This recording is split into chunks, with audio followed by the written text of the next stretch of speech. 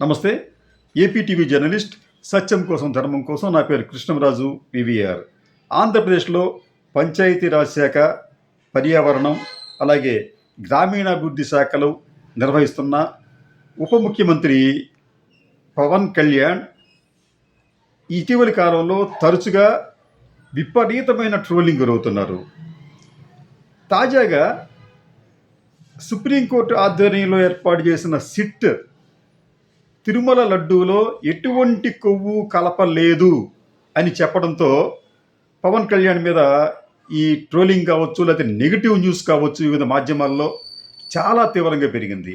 ఎంత పెరిగిందంటే జాతీయ స్థాయిలో కూడా బాగా ఇన్ఫ్లుయెన్స్ ఉన్న సోషల్ మీడియా కార్యకర్తలు, అలాగే కొంతమంది కాలమిస్టులు కూడా పవన్ కళ్యాణ్ని వేలెత్తి చూపిస్తున్నారు.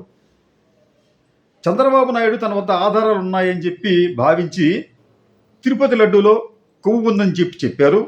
మరి మీరు అదే విధానాన్ని ఫాలో అయ్యారా? మీ దగ్గర ఆధారాలు ఉన్నాయా? ఆధారాలు లేకుండా మీరు కొవ్వు ఉంది లడ్డూలో అని చెప్పి ఎలా చెప్పారు అని చెప్పి ఈ రోజున పవన్ కళ్యాణ్ని వాళ్ళందరూ ప్రశ్నిస్తున్నారు. దీంతో పవన్ కళ్యాణ్ కానీ, ఆయన పార్టీకి సంబంధించిన వారు కానీ సరైన సమాధానం చెప్పలేక ఉక్కిరి బిక్కిరి అవుతున్నారు. అయితే జనసేన కావచ్చు, లేకపోతే పవన్ కళ్యాణ్ కావచ్చు, ఇలాగా ఈ మెయిన్ స్ట్రీమ్ మీడియా కావచ్చు, సోషల్ మీడియా నుంచి వస్తున్న విమర్శలు కావచ్చు, ప్రశ్నలు కావచ్చు, వీటికి సరైన సమాధానాలు చెప్పలేకపోవటం అనేది ఫస్ట్ టైం కాదు. గతంలో కూడా ఈ పరిస్థితి జనసేనకు, అలాగే పవన్ కళ్యాణ్కు కూడా అనేక సార్లు ఎదురైంది. పవన్ కళ్యాణ్ ఉద్దేశం ఏంటంటే ఆంధ్రప్రదేశ్లో జగన్మోహన్ రెడ్డికి అనుకూలంగా ఉన్న మీడియా, అలాగే సోషల్ మీడియా కూడా చాలా స్ట్రాంగ్గా ఉంది అని చెప్పి జనసేన కార్యకర్తలకు, నాయకులతో పాటు పవన్ కళ్యాణ్ కూడా ఉంది.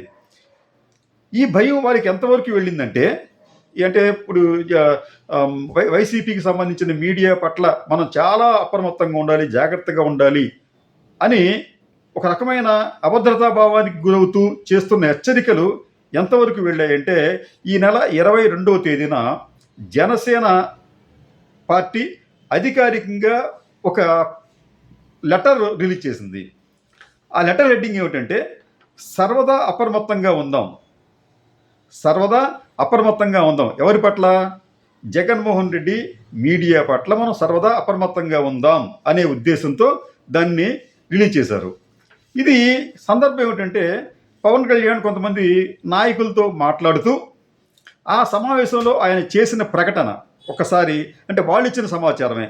ఏం చెప్తారంటే, ఈ మధ్య కాలంలో వ్యక్తుల మధ్య జరుగుతున్న ఘర్షణలు, ఆర్థిక లావాదేవీలు, మానసిక బలహీనతలు, వ్యక్తిగత కుల విభేదాలను జనసేనకు ఆపాదించడానికి కిరాయి వ్యక్తులు, కిరాయి మాధ్యమాలు కలిసి కుయుక్తులు పన్నుతున్నాయి.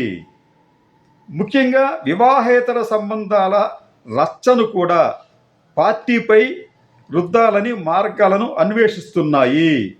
ప్రజా ప్రయోజనాల దృష్ట్యా ఇటువంటి ప్రచారాలను మనం తీవ్రంగా ఖండించవలసి ఉంటుంది. అంటే ఇక్కడ వీళ్ళేం చెప్తున్నారంటే, ఇండైరెక్ట్గా వీరికి వ్యతిరేకంగా ఉన్న మీడియా ఉన్నది వేరే ఎవరిది లేదు. అక్కడ జగన్మోహన్ రెడ్డి, జనసేనకి ఉన్న మీడియా, అలాగే వారికి సానుభూతి పరులుగా ఉన్న సోషల్ మీడియా కార్యకర్తలు ఈ జనసేన చేసే ప్రతి తప్పును ఎత్తి చూపిస్తున్నారు. అయితే దీన్ని మనం సరిగ్గా సమాధానం చెప్పుకోలేని పరిస్థితుల్లోకి వెళుతున్నాం అని కూడా ఈ లేఖ పరోక్షంగా చెప్తుంది. అంతేకాకుండా మన మధ్య లోపాలు చాలా ఉన్నాయి మన పార్టీలో, ఇవన్నీ కూడా వాళ్ళు ఎత్తి చూపిస్తున్నారు. ఈ లోపాలు ఉన్నప్పటికీ కూడా మనం వాళ్ళని ఎదుర్కోవాలి, ధీటుగా ఎదుర్కోవాలి అని చెప్పడం కూడా ఈ లేఖ ఉద్దేశం. ఈ పనికి ఏం చెప్పారంటే, ఈ వివాహేతర సంబంధాల గురించి కూడా మనం జాగ్రత్తగా ఉండాలి. అంటే మీ పార్టీలో వివాహేతర సంబంధాలు ఉన్నాయని చెప్పి మీరు ప్రత్యక్షంగా అంగీకరిస్తున్నారా? అలాగే ఇతరత్ర అంశాలకు సంబంధించి కూడా మీకు ఆర్థిక లావాదేవీలు, మానసిక బలహీనతలు, ఇవన్నీ కూడా వ్యక్తిగత అంశాలు. అంటే ఈ పార్టీలో ఇటువంటి సమస్యలన్నీ ఉన్నాయి అని చెప్పి ఈ సమస్యలను సరిదిద్దుకోవాల్సిన పవన్ కళ్యాణ్ ఆ పని చేయకపోగా ఏం చెప్తాడంటే, ఇవన్నీ మనకు ఉన్నాయి కాబట్టి ఇటువంటి వీళ్ళు ఎత్తు చూపిస్తారు కాబట్టి దాన్ని మీరు ధీటుగా ఎదుర్కోండి అని చెప్పి తన శ్రేణులకు పిలుపునివ్వటం విశేషం. అయితే ఎప్పుడైతే ఆయన ఈ ప్రకటన చేసి సోషల్ మీడియాలో పెట్టిన వెంటనే దాదాపు ఈ పోస్ట్ను దాదాపు 60,000 మంది పైన చూశారు. పెట్టిన వెంటనే అదే పార్టీకి సంబంధించిన సానుభూతి పరులు, కార్యకర్తలు వెంటనే మేల్కొని అందరూ కూడా జనసేన పార్టీని తప్పుపడుతూ పోస్టులు పెట్టడం విశేషం. ఈ పెట్టిన పోస్టుల్లో కొన్ని అయితే మరీ ఘాటుగా ఉన్నాయి. దీంట్లో నరేష్ సాగిలి అనే ఆయన ముందు పవన్ కళ్యాణ్ గారు జనసేన కార్యకర్తల్ని, సోషల్ మీడియా కార్యకర్తల్ని పట్టించుకోండి. ముందు మీరు అధికారంలోకి వచ్చిన తర్వాత ఒక్కసారి కూడా కార్యకర్తల గురించి ఆలోచించలేదు, కార్యకర్తల గురించి ఒక్క మాట కూడా మాట్లాడలేదు, వాళ్ళ కష్టాలని వినిపించుకోలేదు, చూడటం లేదు అని చెప్పి ఒకసారి చొరకండిచ్చాడు ఆయన. రెండోది, మీ గెలుపు కోసం సొంత డబ్బులు పెట్టుకొని భూములు అమ్ముకొని పనిచేస్తే ఈ రోజున అలాంటి వాళ్ళని పట్టించుకోవడం లేదు. ఈసారి మీరు గెలవాలన్నా, మీ పార్టీ గెలవాలన్నా ముందు కార్యకర్తలకు న్యాయం చేయండి, తరువాత ఇలాంటి పోస్టులు పెడుతురు కానీ అని చెప్పి ఇది కూడా ఇంకొక నెటిజన్ పెట్టాడు అనమాట. ఇది ఇంకొక ఆయన ఏమంటాడంటే, నరేంద్ర బి అనే ఆయన, అభిమానం ఉంటే ఓటు వేయండి, అంతేకాని పార్టీ కోసం కష్టపడకండి. వీళ్ళు ఇలా లెటర్ వదలటం, సొంత కార్యకర్తలకు నీతులు చెప్పడం, పార్టీ కోసం ప్రశ్నించిన వాళ్ళని సస్పెండ్ తప్ప ఇంకేం చేయగలరు. ఇక్కడ చాలా నెగిటివ్గా పెట్టాడు ఆయన.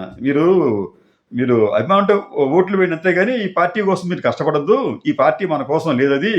ఎవరన్నా ఒకప్పుడు ప్రశ్నించమని చెప్పి పవన్ కళ్యాణ్ చెప్పాడు, కానీ ఆ తర్వాత ఎవరన్నా ప్రశ్నిస్తే వాళ్ళని పార్టీ నుంచి బయటికి పంపించాడు ఆయన. దానికి ఏమంటాడంటే, పార్టీ కోసం ప్రశ్నించిన వాళ్ళని సస్పెండ్ చేయడం తప్ప మీరు ఇంకేం చేయగలరు అని చెప్పి నేరుగా, సూటిగా, ఘాటుగా పవన్ కళ్యాణ్ ప్రశ్నించాడు. ఇంకొక ఆయన, కార్యకర్తల్ని పట్టించుకోండి, వాళ్ళు ఇప్పటికే రోడ్డు మీద పడ్డారు. ఇలాగా అనేక పోస్టులు వచ్చినాయి. ఇంకొక ఆయన, ఆర్టీ అనే ఆయన, ఈ మాటలకి ఏం తక్కువ లేదు, మిమ్మల్ని నమ్ముకున్న కార్యకర్తలు కన్నీరు పెట్టని రోజు లేదు అని ఒక ఆయన. ఇంకొక ఆయన, పద్మజ బి అనే ఒక మహిళ, ఎవరైనా వాళ్ళు సొంత డబ్బులు ఖర్చు పెట్టి వేరే పదవులు ఆశించి చేస్తూ ఉంటే మీరు దయచేసి దయ ఉంచి మీ డబ్బులు మీ దగ్గరే ఉంచుకోండి. జనసేన పార్టీకి ప్రజల కోసం నిస్వార్థంగా పనిచేసే వాళ్ళు మాత్రమే కావాలి అని చెప్పి ఏదో ఆవిడ డబ్బులు మీరు ఖర్చు పెట్టుకోవద్దు అని చెప్పి ఏదో ఒక సందేశం ఇచ్చేట్టుగా ఉంది ఆవిడది. ఇంకొక ఆయన, ఈ డాష్ కథలెందుకు, తెలుగుదేశానికి బానిసత్వం చేద్దాం అని పిలుపునివ్వయ్యా బిల్డప్ రాజా అని చెప్పి ఒక ఆయన. ఇలాగా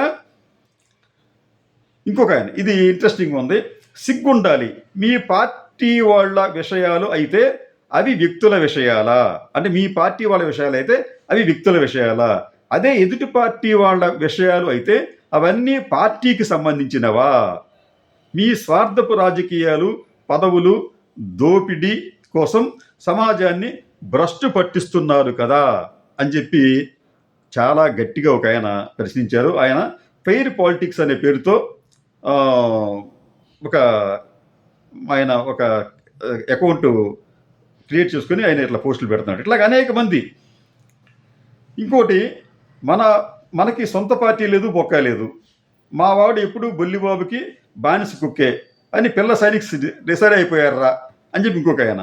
ఇలాగా మనం అప్రమత్తంగా ఉందాము అని చెప్పి, సర్వదా అప్రమత్తంగా ఉందామని చెప్పి పవన్ కళ్యాణ్ ఒక లేఖను విడుదల చేస్తే దానిని తీవ్రంగా వ్యతిరేకించింది, తీవ్రంగా విమర్శించింది ఇతర పార్టీ వాళ్ళు కాదు, ముఖ్యంగా వైసీపీ కానీ, వైసీపీ పార్టీ మీడియా కానీ కాదు, అదే జనసేన పార్టీకి చెందిన వారే దీనిని వ్యతిరేకించారు. అంటే జనసేనకు చెందిన సానుభూతి పరులు, కార్యకర్తల్లో తీవ్రమైన ఒక అసంతృప్తి ఉంది అని అనిపిస్తోంది. మరో విషయం ఏంటంటే, ఈ జగన్మోహన్ పార్టీకి సంబంధించి వారికి ఉన్న మీడియా పరిమితంగానే ఉంది. అంటే మీకు టీడీపీతో పోలిస్తే వాళ్ళకున్న మీడియా చాలా స్ట్రాంగ్గా ఉంది, మెయిన్ స్ట్రీమ్ మీడియా చాలా స్ట్రాంగ్గా ఉంది. అలాగే సోషల్ మీడియా ఐటీడీపీ కొన్ని కోట్లాది రూపాయలు ఖర్చు పెట్టి ఆ ట్రోలింగ్ ఆర్మీని వాళ్ళు వ్యక్తిత్వ హననాన్ని చేసే ట్రోలింగ్ ఆర్మీని వాళ్ళు నడుపుతున్నారు. అలాగే జనసేనకు కూడా ఒక సోషల్ మీడియా విభాగం ఉంది. వారికి సానుభూతి పేర్లైన మెయిన్ స్ట్రీమ్ మీడియా కూడా ఉంది. అయితే ఈ ఇద్దరూ కూడా ఈ రోజున వైసీపీకి సంబంధించి ఆ సోషల్ మీడియాని కానీ, అలాగే వారికి అనుబంధంగా ఉన్న సాక్షి మీడియాని కానీ సమర్థవంతంగా ఎదుర్కోలేకపోతున్నారు. ఇది తాజా పరిణామం. ఇది గతంలో ఓడిపోయిన తర్వాత వైసీపీ సోషల్ మీడియా కొంత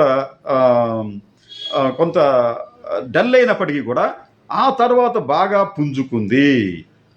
ఈ రోజున ఈ సోషల్ మీడియా అంటే వైసీపీకి అనుబంధంగా ఉన్న మీడియాను చూసి 40 ఏళ్ల పైన అనుభవం ఉన్న చంద్రబాబు నాయుడు భయపడుతున్నాడు. నీ కళ్ళలో నీకు భయం చూపిస్తా జగన్ అని చెప్పిన పవన్ కళ్యాణ్ కూడా భయపడుతున్నాడు. లేకపోతే ఇటువంటి లేఖను సర్వదా అప్రమత్తంగా ఉందాం అనే లేఖను విడుదల చేయాల్సిన గత్యంతరం పవన్ కళ్యాణ్కు ఉండదు. అంటే పవన్ కళ్యాణ్ ఈ రోజున జగన్మోహన్ రెడ్డినే కాదు, జగన్మోహన్ రెడ్డి మీడియాను చూసి కూడా భయపడుతున్నట్లుగా కనిపిస్తోంది.